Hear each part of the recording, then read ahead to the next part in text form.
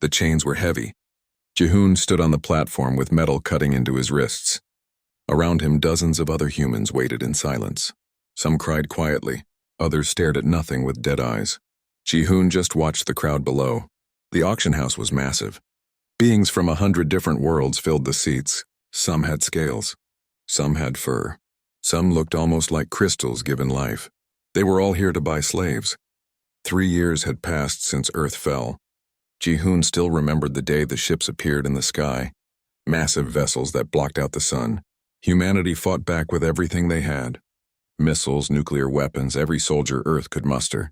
It made no difference. The Velteran Empire crushed them in 6 weeks. Jihoon had been a soldier. Special forces. He fought in Seoul during the last days. He watched his entire unit die. Then the enemy took him alive. Since then, he had been property. Just another human slave waiting to be sold. The auctioneer was a tall creature with blue skin and 4 arms. It spoke in a language Jihoon had learned to understand. The translator implant in his neck made sure he knew what was being said about him. Next lot. Human male, age 28 in their years. Combat background. Healthy despite the species' natural weakness. Starting bid is 500 credits. The crowd barely responded. Humans were not popular purchases. They died too easily. They could not survive most planetary environments without special equipment. They were weak compared to other slave races. Most buyers wanted something that would last longer and work harder. 400 credits, the auctioneer said, dropping the price. Still nothing. 300?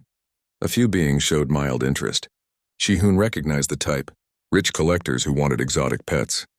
He would rather die. Then someone raised their hand. Jihoon looked toward the bidder. It was a Velteran female. She wore fine robes that marked her as nobility. Her skin had the crystalline quality all Velterans possessed, catching the light like diamond. She looked young, though with aliens it was hard to tell. 300 credits to the princess, the auctioneer said with sudden excitement. The crowd murmured. Apparently this was unusual. Another hand went up. A male Velteran in military armor bid 400. The princess raised her hand again. 500. The military officer glared at her but did not bid higher. The princess had won. Jihoon felt nothing. One master was the same as another. At least it would be over quickly. Humans rarely lasted more than a few years in captivity. Guards came and removed him from the platform. They put him in an energy field that worked like invisible chains. He could walk but not run. Could not fight back. The princess approached with 2 attendants following her. She studied Jihoon with curious eyes. Most Velterans looked at humans with disgust or indifference. This one seemed genuinely interested. She was small for her species, barely taller than Jihoon himself. Most Velterans towered over humans. "What is your name?" she asked. Her voice was soft but clear. Jihoon considered not answering. But what was the point of defiance now? "Jihoon, I am Nari," the princess said. "You will come to the palace with me." One of her attendants, an older female, spoke up. "Your Highness, with respect to human, they are fragile and short-lived. This is a waste of your allowance." "I have made my choice," Nari said simply. She looked back at Jihoon. "Can you walk? Or do you need assistance?" "I can walk," Jihoon said. They led him out of the auction house. Outside, a transport vehicle waited. It was sleek and elegant, built from materials that did not exist on Earth. Jihoon was placed in a secure compartment. Through the transparent walls, he could see the city. Beltara was the capital world of the Empire. The city stretched in every direction, buildings reaching into the clouds. Ships flew between towers. Beings of countless species walked the streets. It was beautiful and terrible at the same time. This was the heart of the civilization that destroyed Earth. The transport rose into the air. Jihoon watched as they climbed higher and higher. Soon they were above the city, heading toward a structure that dominated the skyline, the Crystal Palace. He had heard of it from other slaves. This was where the royal family lived. The palace was enormous. Towers of crystalline material that seemed to grow from the mountain itself. Gardens floated on anti-gravity platforms. Guardships patrolled the perimeter. This was power. This was what humanity had tried to fight against. They landed on a platform near one of the smaller towers. Nari stepped out first. Jihoon was guided out by guards. Up close, the palace was even more impressive. Everything was crafted with impossible precision. Nothing like this existed on Earth anymore. Take him to the guest quarters in my wing, Nari told the guards. Make sure he has food and water suitable for his species. Do not harm him. The attendant looked shocked. Your Highness, the slave quarters, guest quarters, Nari repeated firmly. He is not to be mistreated. Those are my orders. The guards bowed and led Jihoon away. He followed them through corridors of crystal and light. Other beings passed them in the halls. Nobles, soldiers, servants, they all looked at Jihoon with the same expression. Curiosity at best, contempt at worst. A human in the Crystal Palace was clearly unusual. Finally, they reached a room. The guards opened the door and removed the energy field holding him. Jihoon stepped inside carefully, expecting a trap. Instead, he found a comfortable space with a bed, furniture, and a window overlooking the city. Food will be brought soon, one guard said. Do not try to escape. You would not survive. Then they left, sealing the door behind them. Jihoon stood in the center of the room. After 3 years of cages and holding cells, this felt wrong. Why would a princess buy a human slave and treat him like a guest? It made no sense. He walked to the window. From here he could see the entire city spreading below. Somewhere down there were other humans, thousands of them. All slaves, all waiting to die far from home. Jihoon had survived this long by not hoping for anything. Hope got you killed. But standing in this room, looking out at the alien city, a small part of him wondered, why was he here? What did this Princess Nari want with a human soldier? Whatever it was, he would find out soon enough. For now, he was alive. On Earth, his instructors had taught him one rule above all others. Stay alive at any cost. While you live, you can still fight. While you fight, there is still a chance. Jihoon turned away from the window. He did not know what would happen next, but he would survive it. Somehow he always did. That was what humans did best. Food arrived an hour later. A servant brought a tray with items that actually looked edible. Jihoon had learned which alien foods humans could eat. The Empire kept records of what each species needed to survive. It was practical, not kindness. Dead slaves were worthless. He ate slowly. The food was bland but safe. Better than the ration paste he had lived on for 3 years. After eating, he tested the room. The door was locked. The window would not open. He was still a prisoner, just in a nicer cage. 2 days passed. Servants brought food 3 times a day. No one spoke to him. No one told him why he was here. Jihoon spent the time exercising. Push-ups, sit-ups, anything to keep his body strong. In his experience, strength meant survival. On the 3rd day, Princess Nari came to his room. She entered without knocking, followed by 2 guards. Jihoon stood from where he had been sitting. The guards moved their hands to their weapons, but Nari waved them back. I want to speak with him alone, she said. The guards looked uncomfortable. Your Highness, he is a human. They can be unpredictable. He is half my size and unarmed, Nari pointed out. I will be fine. Wait outside. The guards bowed and left reluctantly. The door closed, leaving Jihoon alone with the princess. She walked to the window and looked out at the view. For a long moment, neither of them spoke. Do you know why I bought you? Nari asked finally. No, Jihoon said honestly. I have been studying your species, Nari said. She turned to face him. Earth's war against the Empire lasted 6 weeks. Every military analyst predicted you would surrender in less than 1 week. But you kept fighting. Even when it was hopeless, humans continued to resist. Jihoon said nothing. There was nothing to say. They fought and they lost. I read the battle reports, Nari continued. Human soldiers used tactics our generals had never seen. You fought in ways that made no logical sense. Suicide attacks, fighting to the last person, refusing to surrender even when surrounded. Our commanders called it insanity. Maybe it was, Jihoon said quietly. Or maybe it was something else, Nari said. Something my people have forgotten. I want to understand it. I want you to teach me. Jihoon stared at her. Teach you what? How to fight like a human, Nari said simply.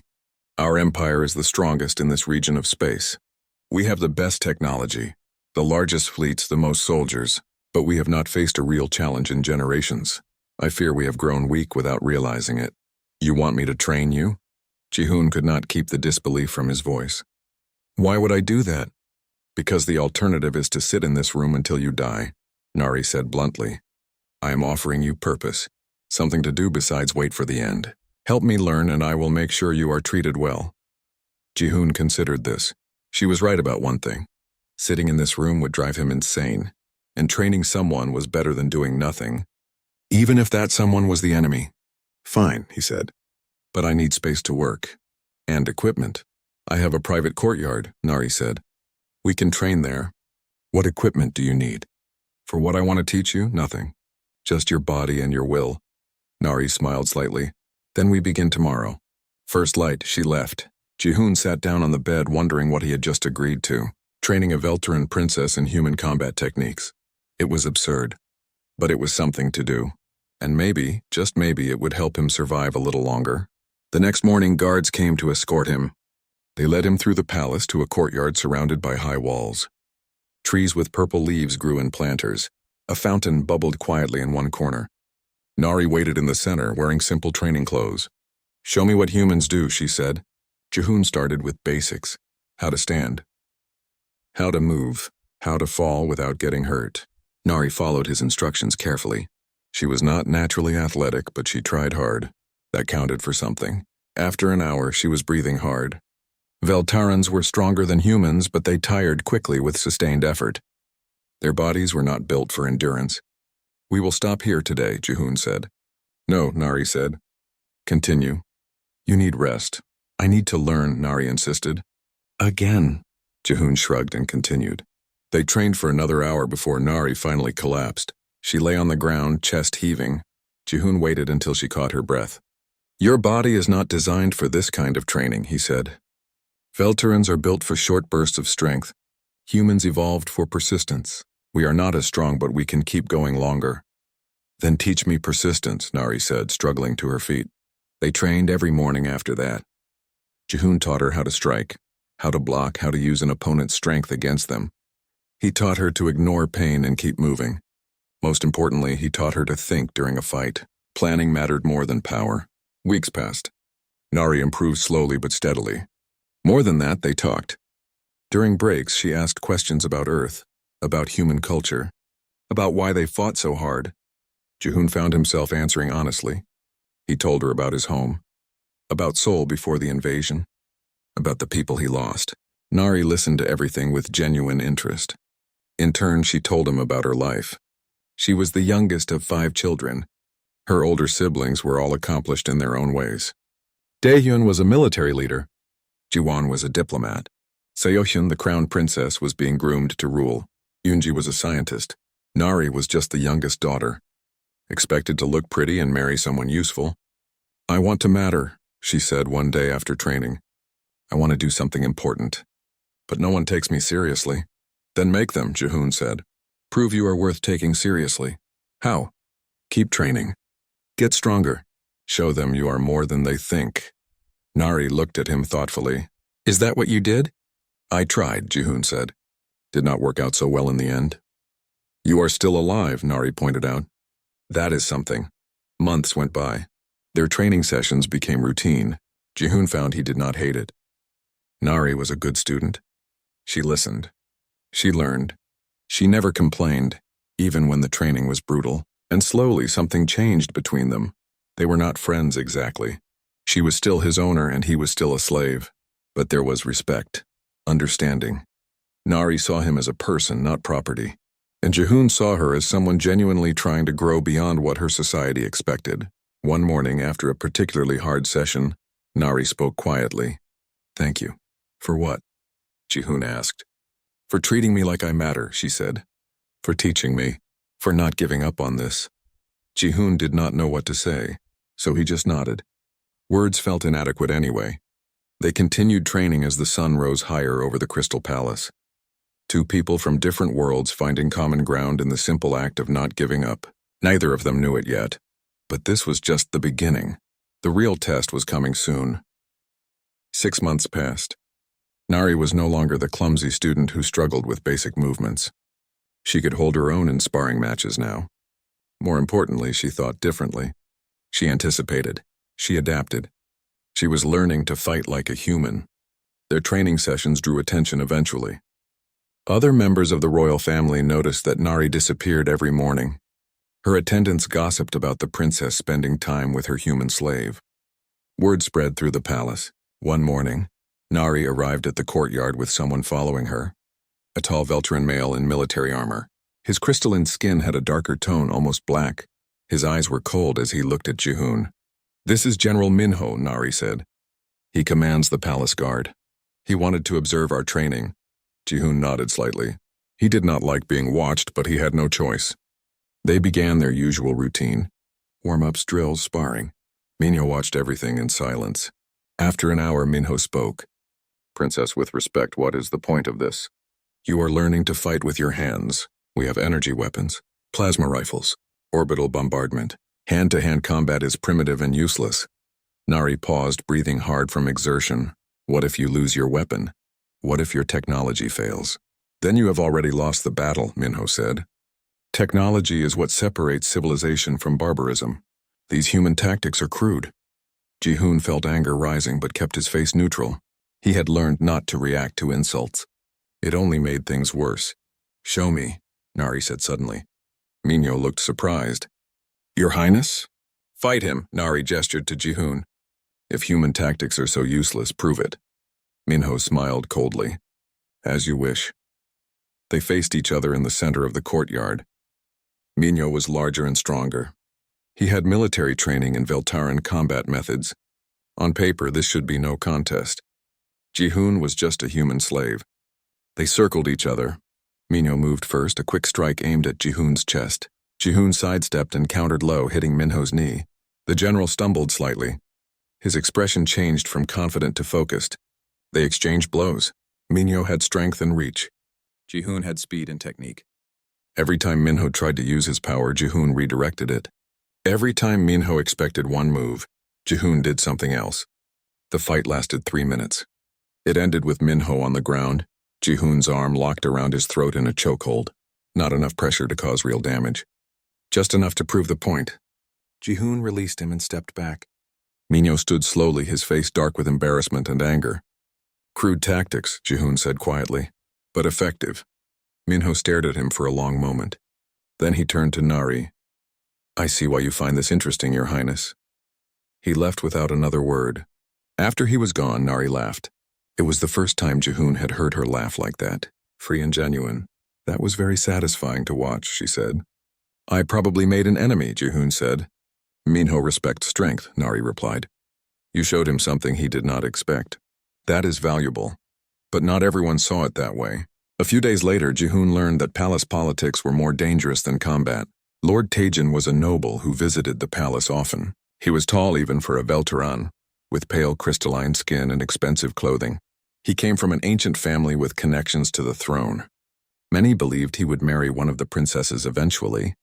Taejin saw Jihoon in the corridor one day. The noble stopped and looked at him with open disgust. "A human," Taejin said, "walking freely in the Crystal Palace.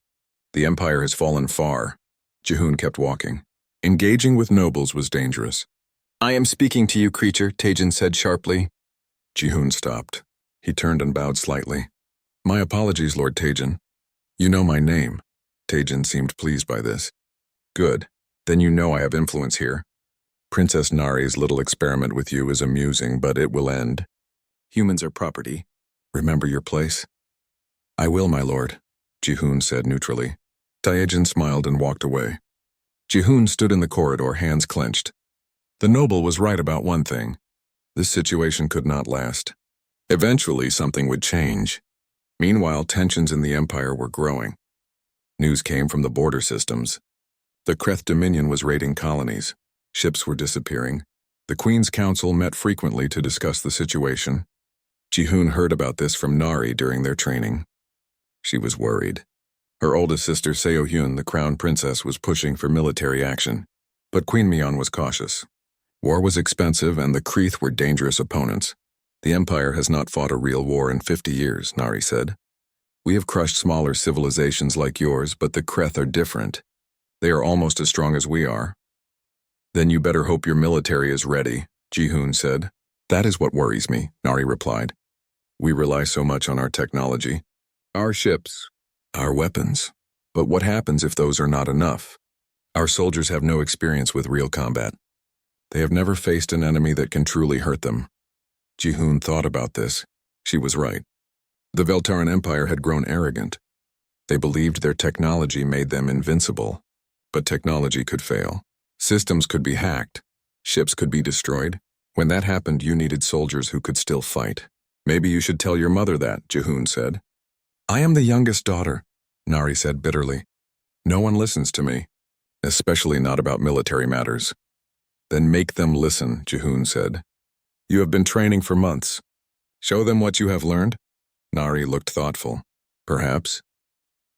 As they continued training that day, Jihoon noticed something changing in Nari. She was becoming more confident, more determined. The shy princess who bought him at auction was becoming someone different, someone stronger. He realized he respected her. More than that, he wanted to see her succeed. It was a strange feeling. She was still Velteran, still part of the empire that destroyed Earth. But she was also someone trying to be better than what she was born into. That evening, as Jihoon returned to his room, he found himself thinking about the future. For 3 years, he had only thought about survival, one day at a time. But now, for the first time, he wondered if there might be something more. Maybe he could not save Earth. Maybe he could not free his people. But maybe he could help one person become something better. Maybe that mattered too. Outside his window, the city lights sparkled in the darkness. Somewhere out there, other humans were suffering, slaves working until they died. But up here in the palace, one human was teaching a princess how to fight. It was not much, but it was something. And sometimes something was enough to keep going. Jihoon lay down on the bed and closed his eyes. Tomorrow they would train again. And the day after that, and the day after that. For now, that was enough. He did not know that everything was about to change. That soon all the training would be put to the test. That blood would be spilled in the Crystal Palace and nothing would ever be the same again. For tonight there was only peace. The calm before the storm. Jihoon spent 2 weeks in the medical facility. Velteran medical technology was impressive. Wounds that would have killed him on Earth healed in days. Broken bones knitted together. Even the deep claw marks across his shoulder closed completely. But healing took time. Jihoon used that time to think. The assassination attempt had changed everything. He was no longer just a slave. People were talking about him. The human who fought Corvix and survived. The creature who protected a princess when trained guards failed. Nari visited him every day. She brought news from the palace. Lord Tajan's conspiracy had been larger than anyone thought. He had allies among other noble families. Queen Mion was conducting a purge, removing anyone suspected of disloyalty. Several high-ranking officials had been arrested. The entire court is in chaos, Nari said during one visit. Everyone is afraid they will be next. Trust is gone.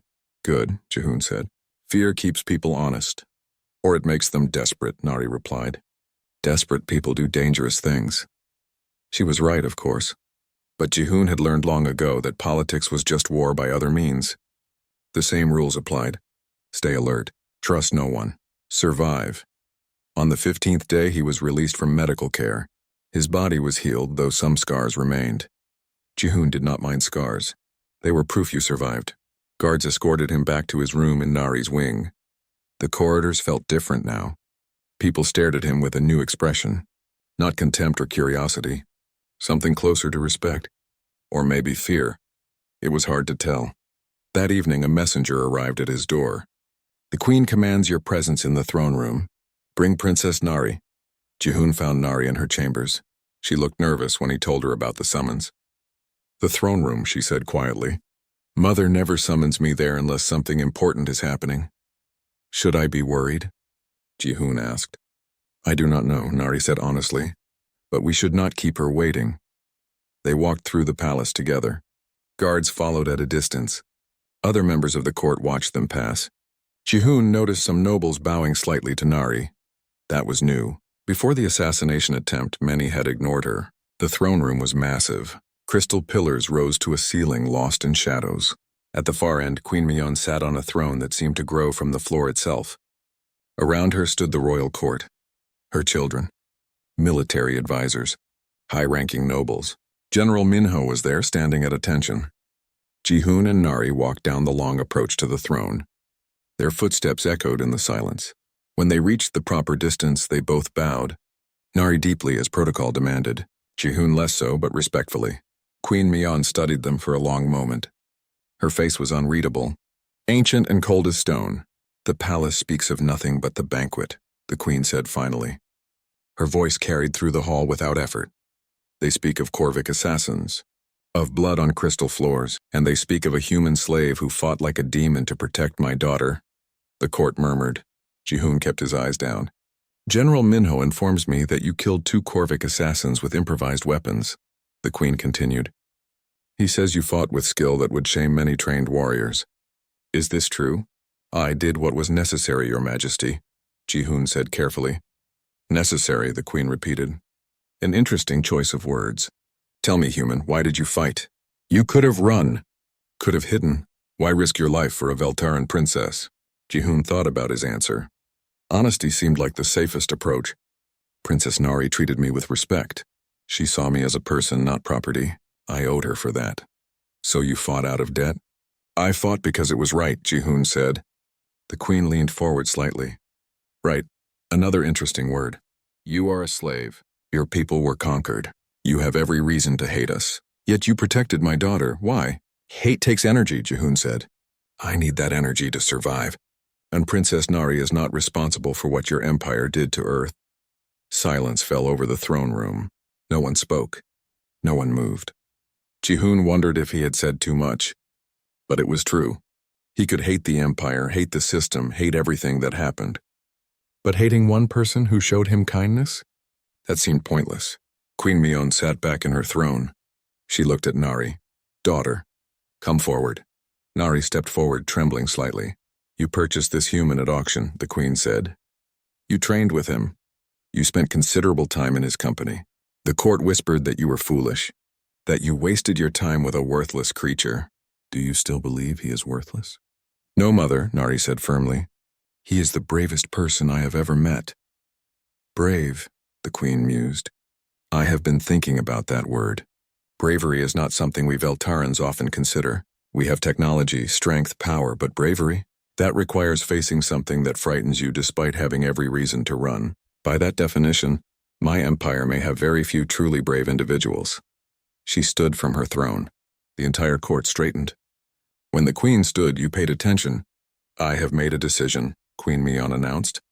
The human slave called Jihoon is hereby freed. He will be granted citizenship in the Veltaran Empire and given the rank of royal protector to Princess Nari. This is a title that has not been used in 3 generations. It means he is sworn to protect her life at all costs. It also means he speaks with her authority and cannot be commanded by anyone except the royal family. The court exploded in whispers. Several nobles looked shocked. General Minho's expression was carefully neutral. Nari stared at her mother with wide eyes. The Queen raised her hand. Silence fell immediately. She looked directly at Jihoon. Do you accept this position, Jihoon? It is not a request. If you accept, you cannot leave. You will be bound to my daughter's service for life. But you will be free. No longer property. No longer a slave. A citizen with rights and protections under imperial law. Jihoon's mind raced. Freedom. Actual freedom. But bound to Nari's service. Was that really freedom, or just a different kind of cage? But then he thought about the alternative. Go back to being a slave. Eventually be sold to someone else. Die alone in some alien world, forgotten. This was the only chance he would ever get. I accept, Your Majesty, Jihoon said. The Queen nodded. Then it is done. General Minho, see that he is properly equipped. Princess Nari, your human is now officially your protector. Use him wisely. She turned to address the entire court. Let this be a lesson. My empire has grown complacent. We believe our technology makes us invincible, but technology can fail. Ships can be destroyed. Weapons can be taken. When that happens, you need warriors who will fight with nothing but their will in their hands. This human has shown us that such warriors still exist. The Queen gestured toward Jihoon. Look at him. He is smaller than any of you, weaker in raw strength. His species lives barely long enough to gain wisdom. Yet he defeated Corvics that would kill most of you without effort. Why? Because humans do not fight fair. They fight to win, and that is a lesson we should all learn. She sat back down on her throne. Furthermore, I'm ordering a review of how we classify and treat all conquered species. Perhaps we have been blind to potential that exists among those we consider lesser. This review will be conducted by Princess Nari, with the assistance of her royal protector. Nari looked stunned. Mother, You wanted to matter, Queen Mion said. You wanted to be taken seriously. Now you have your chance. Do not disappoint me. The queen dismissed the court. People filed out slowly, still whispering. Jihoon stood frozen. What just happened? One moment he was a slave. The next he was royal protector with a mission to review imperial policy. Nari grabbed his arm. Come on. We need to talk. They left the throne room quickly. Once they were back in Nari's wing, away from listening ears, Nari turned to him. Do you understand what just happened? She asked. Not really, Jihoon admitted. My mother just changed everything, Nari said. By making you royal protector, she legitimized you. You are not just a human anymore. You are part of the palace, part of the power structure. And by giving us this review assignment, she is testing us. Testing me to see if I can do something important. Testing you to see if one human can really make a difference. Can we? Jihoon asked. Nari smiled. I do not know, but we are going to try. Jihoon looked out the window at the city below. Somewhere down there were thousands of humans, still slaves, still suffering. He could not save them all, but maybe, just maybe, he could help. Not through fighting this time, through something harder, through change from within, one step at a time. It would not be easy. Most of the empire would resist. But for the first time since Earth fell, Jihoon felt something he thought he had lost forever. Hope. The grand banquet was held in the largest hall of the Crystal Palace. Queen Miyun sat at the center of the high table, surrounded by her children and the most important nobles of the empire. Hundreds of guests filled the hall. Military officers, diplomats, wealthy merchants, everyone who mattered was present. The banquet celebrated the empire's expansion into new territories. 3 more systems had submitted to Velteran rule without a fight. It was a display of power and dominance. Music played. Food was served on floating platforms. The lights reflected off crystalline decorations, making the whole hall sparkle. Jihoon stood behind Nari's chair. As her personal guard, he was allowed to attend, though he could not sit or eat. He wore simple clothes marked with Nari's personal symbol. Other nobles had brought their guards too, warriors from a dozen different species, but Jihoon was the only human. He felt the stares, heard the whispers. A human in the grand hall was unusual. Some guests looked at him with curiosity, others with contempt. Lord Taijin was there, sitting near the royal family. He kept glancing at Jihoon with barely hidden disgust. The evening proceeded smoothly at first. Speeches were made. Toasts were given. Nariate quietly, occasionally glancing back at Jihoon to make sure he was all right. He nodded slightly. He was fine, just uncomfortable being around so many Velterans. Then the attack came, without warning, without mercy. The main doors exploded inward. Screams filled the hall as debris flew everywhere. Through the smoke came shapes. Large reptilian creatures with scales like armor and claws like knives. Corviks, professional assassins from a species known for brutality. There were at least a dozen of them. They moved fast, cutting down palace guards before anyone could react. Energy weapons fired. Blood splattered on the crystal floor. Chaos erupted as guests tried to flee. Jihoon's training kicked in instantly. He grabbed Nari and pulled her from her chair. Move now! They ran toward a side door. Around them, guards fought the Corviks with mixed success. The reptilian assassins were too fast, too strong. They had clearly been hired by someone with resources. Someone who wanted the royal family dead. Jihoon saw Crown Princess Seohyun surrounded by her personal guard. They were forming a defensive position. Good. She would be safe. Queen Miyun had already disappeared, likely evacuated by elite guards. But other guests were not so lucky. A Corvik spotted them. It roared and charged. Jihoon shoved Nari toward the side door. Run, get to safety. I will not leave you, Nari shouted back. I am your guard. This is what I do, go. The Corvik was almost on them. Jihoon grabbed a metal serving tray from a nearby table and threw it at the creature's face. It barely flinched. Then he grabbed a serving knife. It was small and dull, but it was something. The Corvik swung at him with claws extended. Jihoon ducked under the strike and stabbed at the creature's arm. The knife barely penetrated the scales. The Corvik backhanded him, sending him flying into a wall. Pain exploded through Jihoon's body. He tasted blood. The Corvik advanced, ready to finish him. Then Nari attacked from the side, using the techniques he had taught her. She struck at the creature's knee, forcing it off balance. The Corvik turned toward her with a snarl. Jihoon struggled to his feet and jumped on its back, wrapping his arm around its throat. The creature thrashed wildly, trying to throw him off. Jihoon held on with every ounce of strength he had. "Nari, run!" he shouted again. But she did not run. Instead, she grabbed a fallen guard's energy pistol and shot the Korvik in the head at point-blank range. The creature collapsed. Jihoon rolled clear just before it hit the ground. "I told you I will not leave," Nari said firmly. They ran through the side door into a corridor. Behind them, the sounds of fighting continued. Screams, weapons fire, breaking glass. The attack was concentrated on the main hall, which meant the assassins were after specific targets. "They are trying to kill Seo-hyun," Nari said as they ran. "A succession crisis. Someone wants to destabilize the throne." "Who?" Jihoon asked. "I have suspicions," Nari said darkly. They reached a smaller chamber and locked the door behind them. Jihoon checked for other exits. There was one, but it was sealed. They were trapped. He could hear footsteps approaching. Heavy footsteps. "More Korviks. Hide," Jihoon told Nari. "No, we fight together. You are too important to die here." "So are you," Nari said. She raised the energy pistol, checking its charge. Half full. Enough for maybe 6 shots. The door exploded inward. 3 Korviks entered. When they saw Nari, they smiled. These were not random attackers.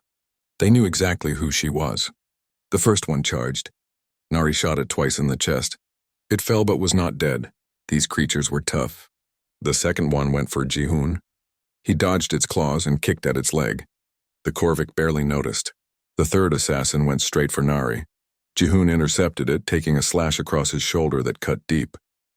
He ignored the pain and struck back, hitting the creature's throat. It gurgled and stumbled, but there were still 2 functional Korviks and more on the way. They were going to die here. Jihoon knew it. But he would take as many of these things with him as possible. The wounded Korvik grabbed Jihoon from behind. The other one advanced on Nari. She fired her last 2 shots. Both hit, but the Korvik kept coming. It raised its claws to strike. Then the wall exploded. General Minho burst through with a squad of elite guards. They opened fire with military-grade weapons. The Korviks went down under concentrated fire. Within seconds, all 3 assassins were dead. Minho looked at Jihoon, still held by the wounded Korvik. The general shot the creature in the head. It released Jihoon and fell. Jihoon collapsed to the floor, blood pouring from multiple wounds. "Secure the princess," Minho ordered his guards. Then he knelt beside Jihoon. "You fought well, human. Is Nari safe?" Jihoon asked weakly. "I am here," Nari said, kneeling on his other side. "I am safe.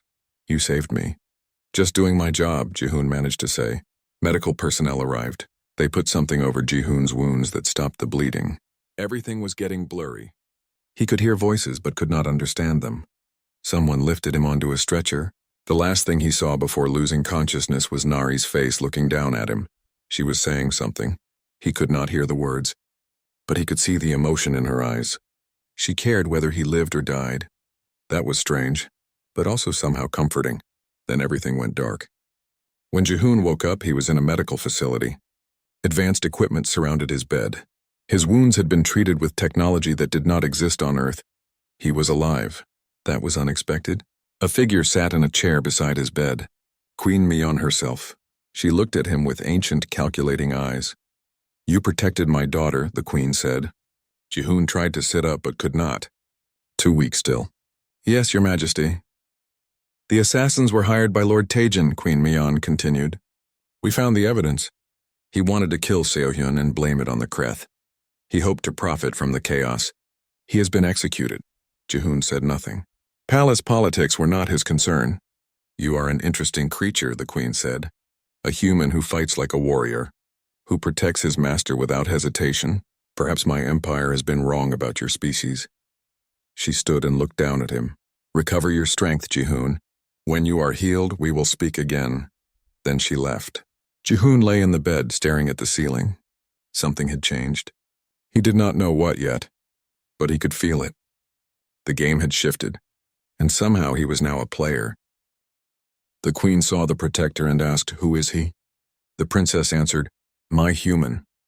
News traveled fast in the empire. Within days, every world knew about the human who became royal protector. On some planets, it was just an interesting story. On others, especially where humans were enslaved, it meant something more. Jihoon received messages. smuggled communications from human slaves across dozens of worlds. Some thanked him for giving them hope. Others cursed him as a traitor. A few begged him to help them escape. He could not respond to any of them. The risk was too great, but he remembered every message, every name, every plea for help.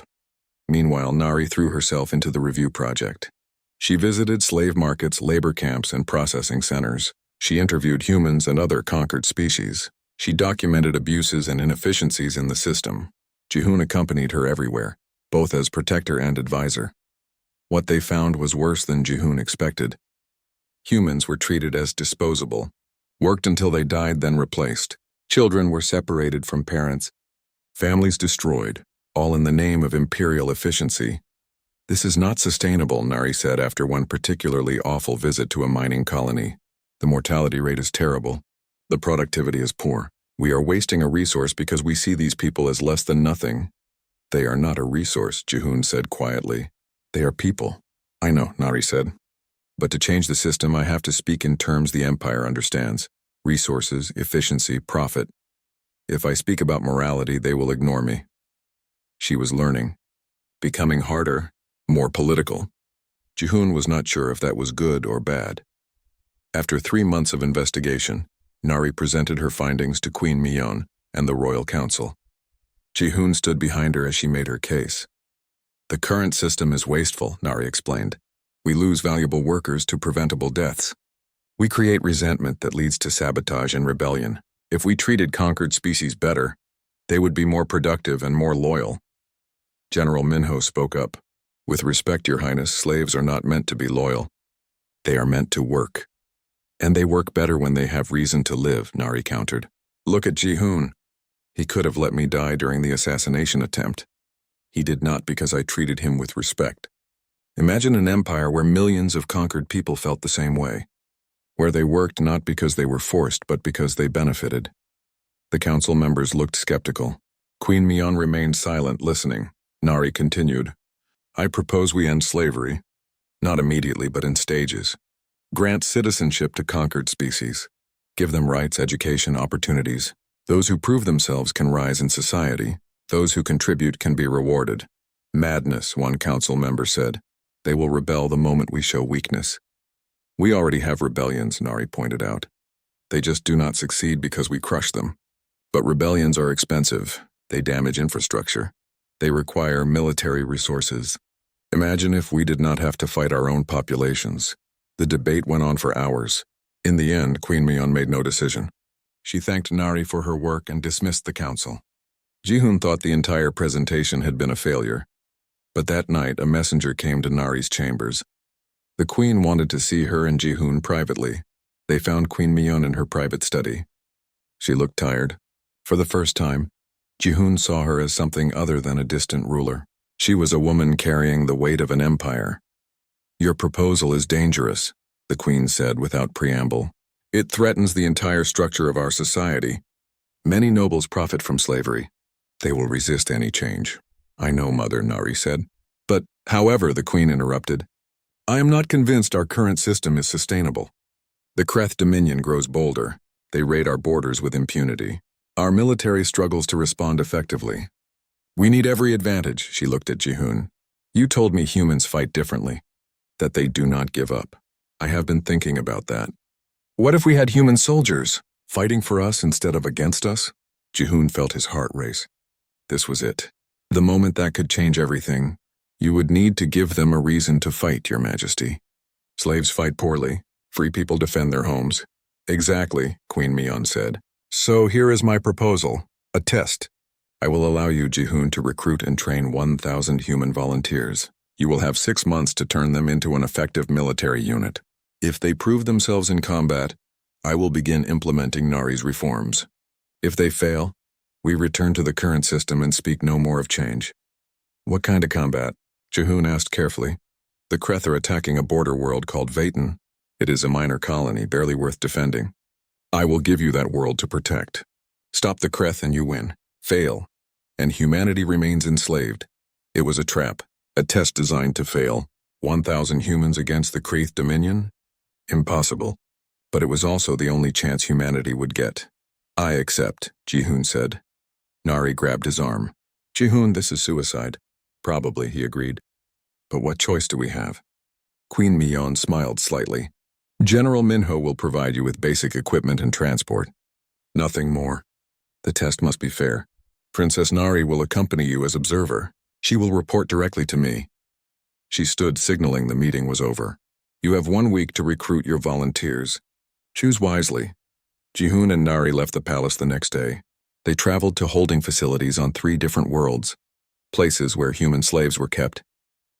At each location, Jihoon was allowed to address the prisoners. He kept his message simple. I am Jihoon. I was a slave like you. Now I am free. The Queen has given us a chance to prove ourselves.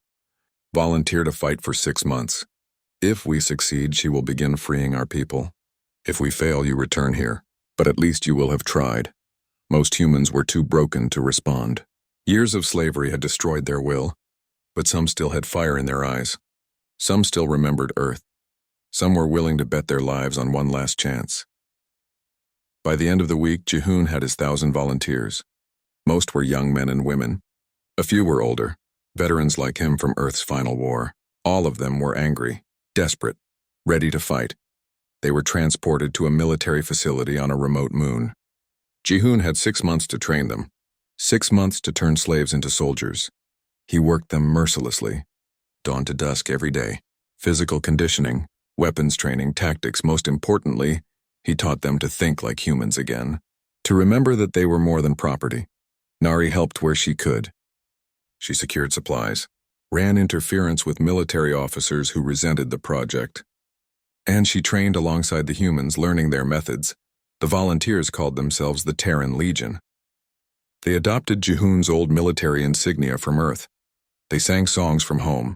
They remembered what they were fighting for. General Minho visited once. He watched the training with a critical eye. At the end of the day, he spoke to Jihoon privately. This will not work, Minho said.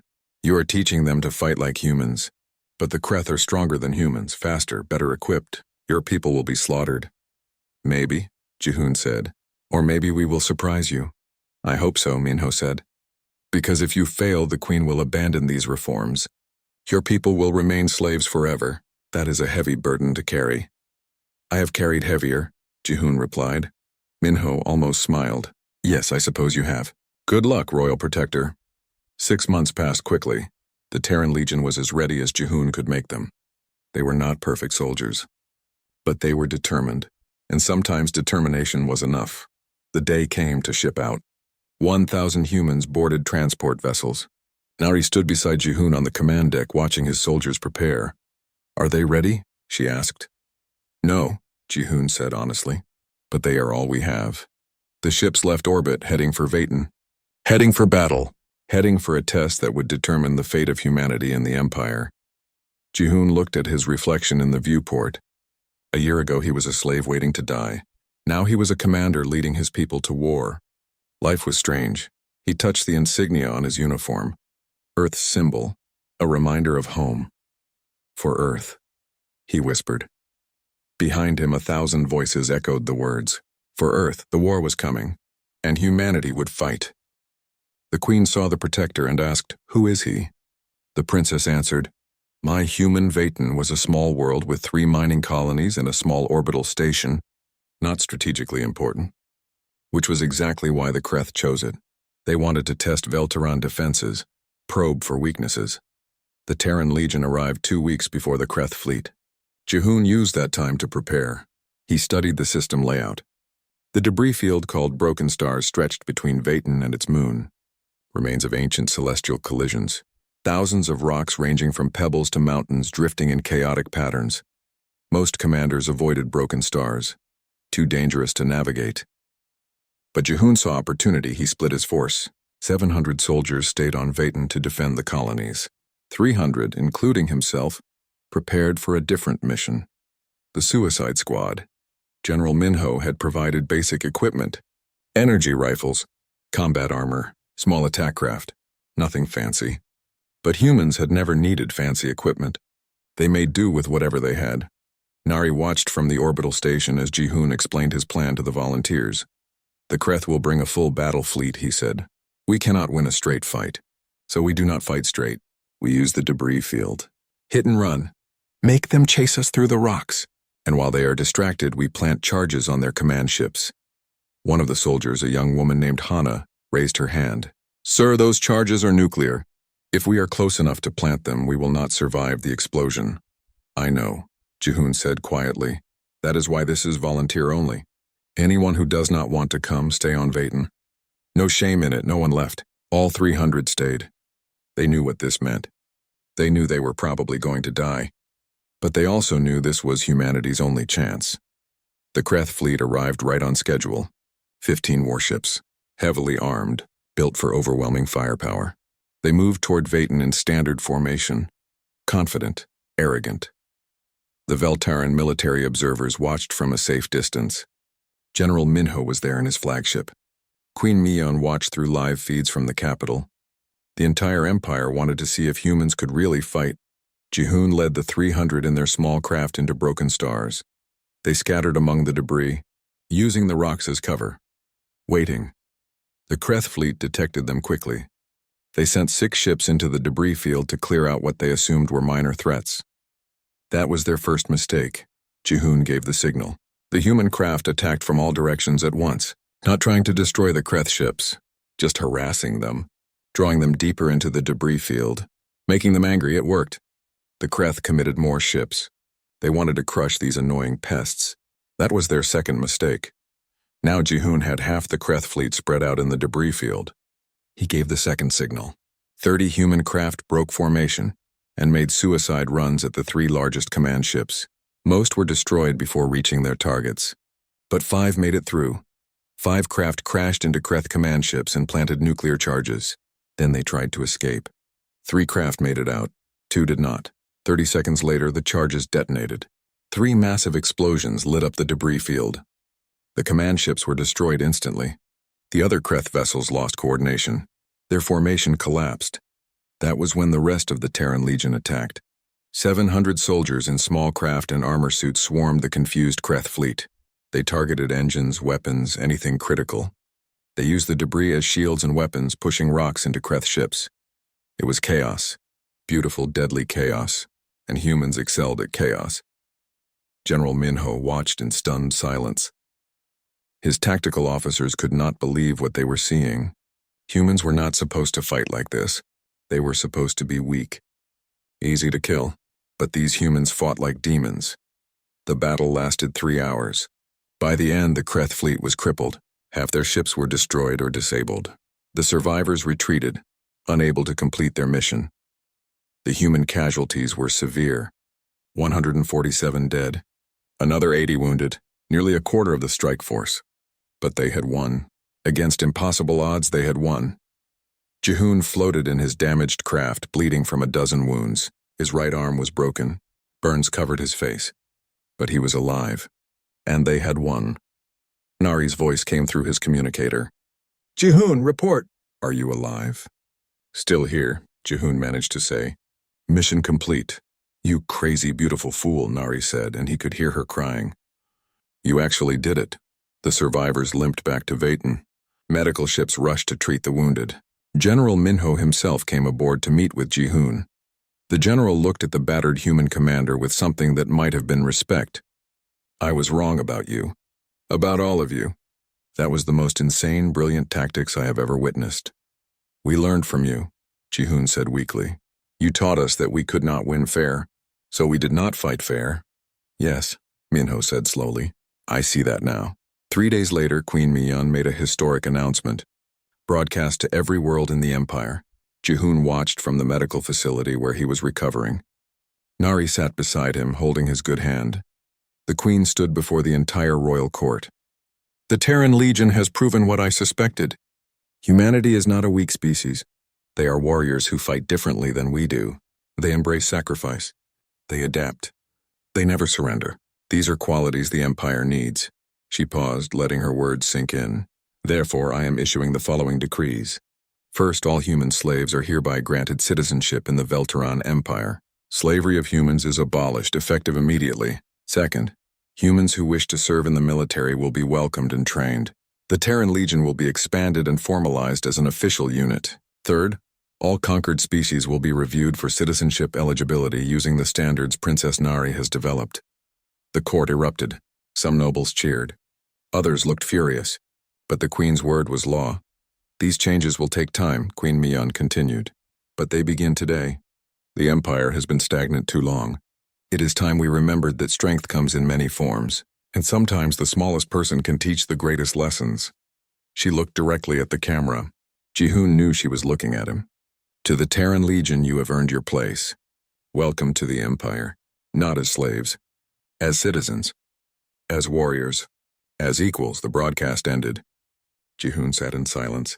After everything, after all the pain and death and struggle, they had actually done it.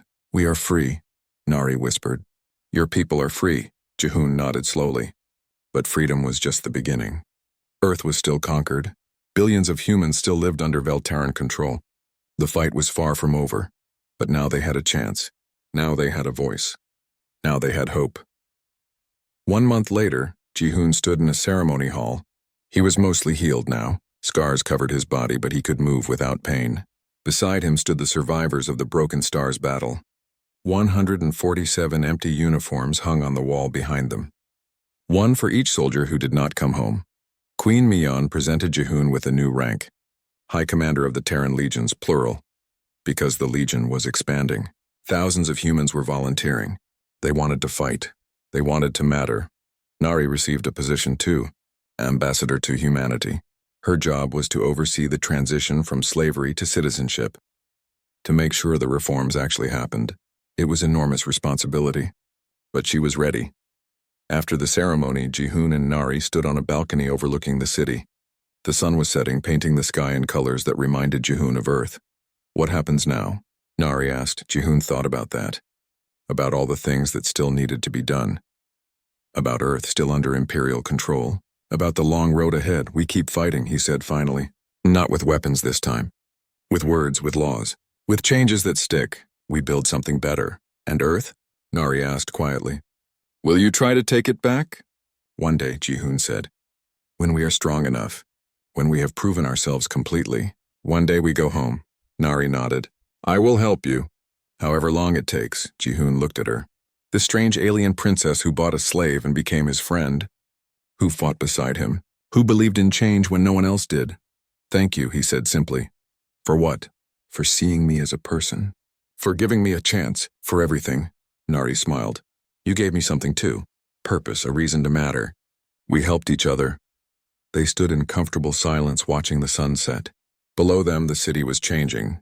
Humans walked the streets as citizens now, free people building new lives. It was not perfect. It would never be perfect. There would be setbacks, resistance, people who opposed change. But change was happening. And that was enough. Jihoon thought about his old unit. The soldiers who died defending Earth. He wondered what they would think if they could see him now. A commander in the empire that destroyed their world. Working to change that empire from within. Maybe they would call him a traitor. Maybe they would understand. He would never know. But he liked to think they would approve. Because he was still fighting, just in a different way. The stars came out one by one. Somewhere up there was Earth, humanity's home. Still conquered, still waiting. But now there was a path forward. Long and difficult, but real.